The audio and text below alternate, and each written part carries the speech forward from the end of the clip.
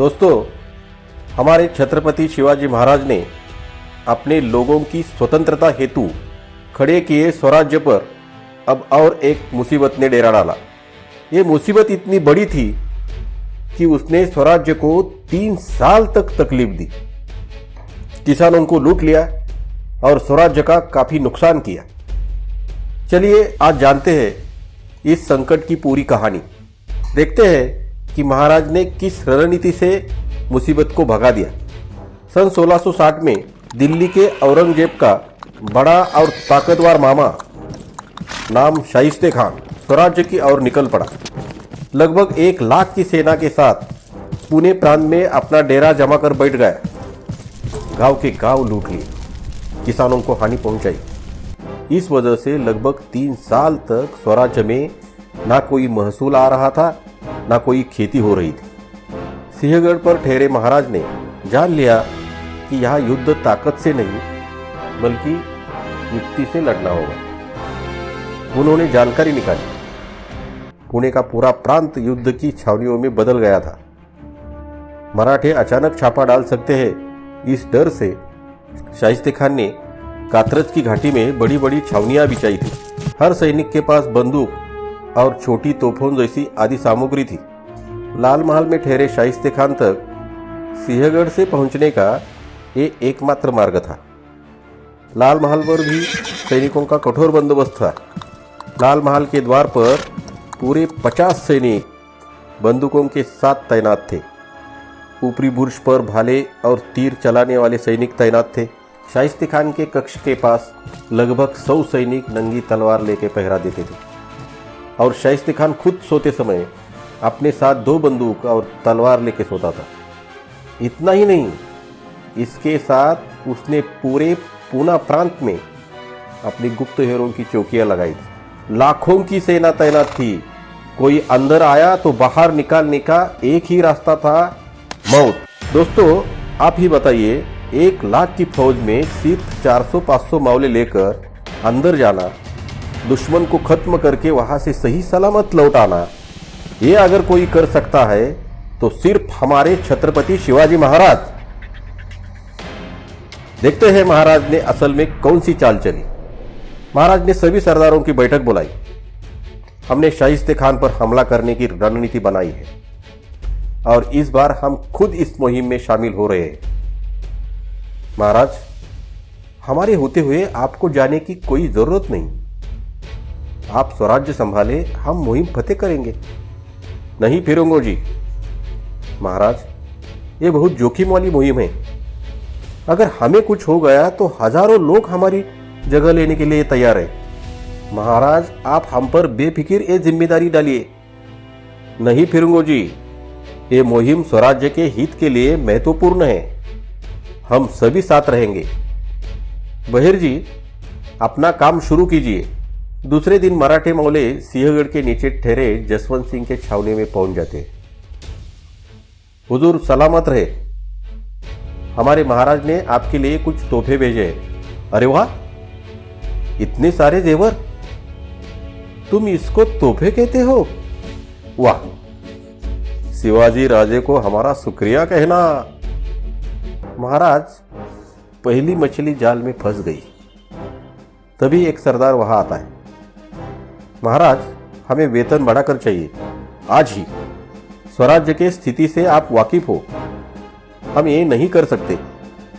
तो ठीक है, मुझे कोई जरूरत नहीं स्वराज्य में काम करने की। मुझे नहीं करना काम जहां सही वेतन और इज्जत ना मिलती हो। दूसरे दिन वही सरदार शाइस्ते खान के दरबार में जाता है। हुजूर सलामत रहे। जहां मान सम्मान और सही वेतन नहीं मिलता, वहां काम करने का क्या फायदा? हुजूर, आप मुझे मौका दीजिए। हम तुम पर भरोसा कैसे करें? हुजूर, मुझे शिवाजी की सभी गुप्त जगहों की जानकारी है। मुझे आप बस कुछ सेना दो तो मैं आपको शिवाजी की संपत्ति लाकर दे सकता हूं। ठीक है, लेकिन अगर चालाकी की तो काट दिए जाओगे। उस सरदार ने महाराज के कुछ गोदामों को लूट के शाइस्ते खान के सामने पेश किया। अरे वाह वाह,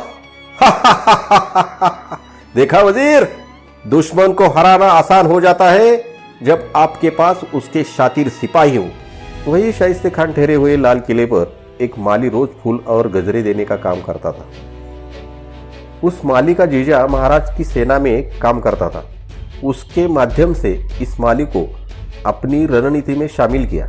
उस माली का घर लाल किले के ठीक पीछे था। वहां से महाराज ने लाल किले पर प्रवेश करने की योजना की।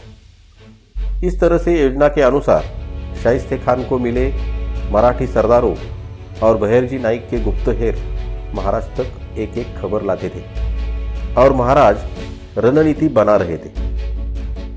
हमले का दिन तय हुआ 5 अप्रैल 1663 मध्यरात्रि। इस दिन को महाराज ने बड़ी होशियारी से चुना था क्योंकि ये रमजान की रात्र थी। उस दिन सैनिक रात्रि में खाना खाकर सुस्त हो जाते थे। अब सभी मामले तय हुए रास्तों से छोटी छोटी टुकड़ियों में अंदर जाने लगे। कात्रज की घाटी से प्रवेश करने के लिए मराठा सरदारों ने शादी की बारात ही निकाली। बाराती और दूल्हे के रूप में मराठे वहां से अंदर घुस गए।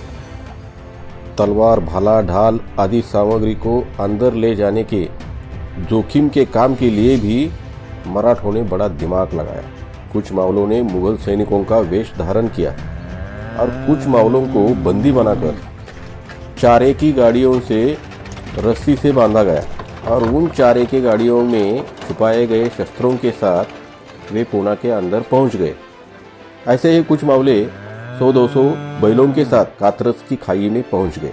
अब महाराज भी निकल पड़े। महाराज ने सैनिक का पहराव किया। महाराज के मावलों में एक इब्राहिम खान नाम का सरदार था। उसे राजा बना दिया और बड़े शाही थाट में निकल पड़े और कात्रज की घाटी में पहुंचे। इब्राहिम खान का रुबाब देख के मुगल सैनिकों को लगा कोई बड़ा सरदार है और वहां से प्रवेश दे दिया।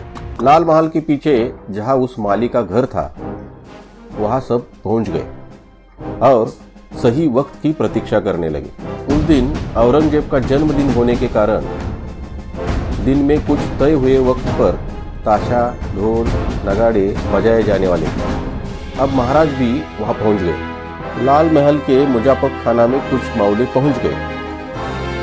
मुजफ्फर खाना और सत्याग्रह के बीच एक कच्ची ईंट से बनी दीवार थी। जैसे ही ताशा, ढोल, नगाड़े बजने लगे, मावलों ने एक कच्ची दीवार को खोदना शुरू किया। इस तरह से महाराज और मावले खान के कक्ष के पास दबे पांव से आ पहुंचे। खान गहरी नींद में था, परंतु उसे हमला होने की भनक लग गई और वो जाग गया। उसे हमला होने का एहसास हुआ, ये सिवाही होगा, और वहां से वो भाग निकला। महाराज महिलाओं की इज्जत करते हैं, इसलिए बचने के लिए वो महिलाओं की कक्ष में आकर बुर्का पहनकर छुप गया। महाराज भी उसका पीछा करते करते वहां आ पहुंचे। बुरखे में खड़ी महिलाओं को महाराज ने पूछा, कौन हो तुम? मैं खान साहब की बड़ी बेगम। महाराज को वह आवाज मर्द जैसी लगी। महाराज ने थोड़े अच्छे से देखा तो बुरखे में शाइस्ते खान घबराहट से कांप रहा दिखाई दिया और खान फिर से भागने लगा। महाराज खान का पीछा करते रहे। तभी खान ने खिड़की से बाहर छलांग लगाई। महाराज ने जोर से प्रहार किया। शाइस्ते खान की 3 उंगलियां कट गई और वो डर के मारे भाग गया। तभी कुछ मावलों ने वाद्य यंत्रियों को धमका के जबरदस्ती ढोल, ताशे, नगाड़े बजाने के लिए कहा। चारों तरफ शोर मच गया, किसी को कुछ पता नहीं चल रहा था। तभी शाइस्ते खान का बेटा प्रत्युत्तर देने लगा, परंतु मावलों ने उसे भी मार दिया। अब महाराज और मावले लाल किले से बाहर निकलने लगे।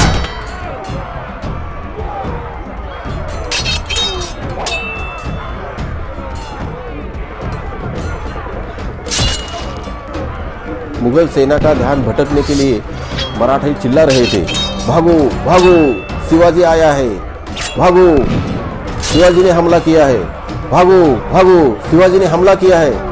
ऐसे चिल्लाते चिल्लाते मावले कात्रज की घाटी तक आ पहुंचते और वहां पर मुगल सतर्क बैठे हुए थे, परंतु महाराज ने उसका भी नियोजन करके रखा था। महाराज ने तैनात किया हुआ सरदार वहां आता है और वहां झगड़े का नाटक शुरू हो जाता है।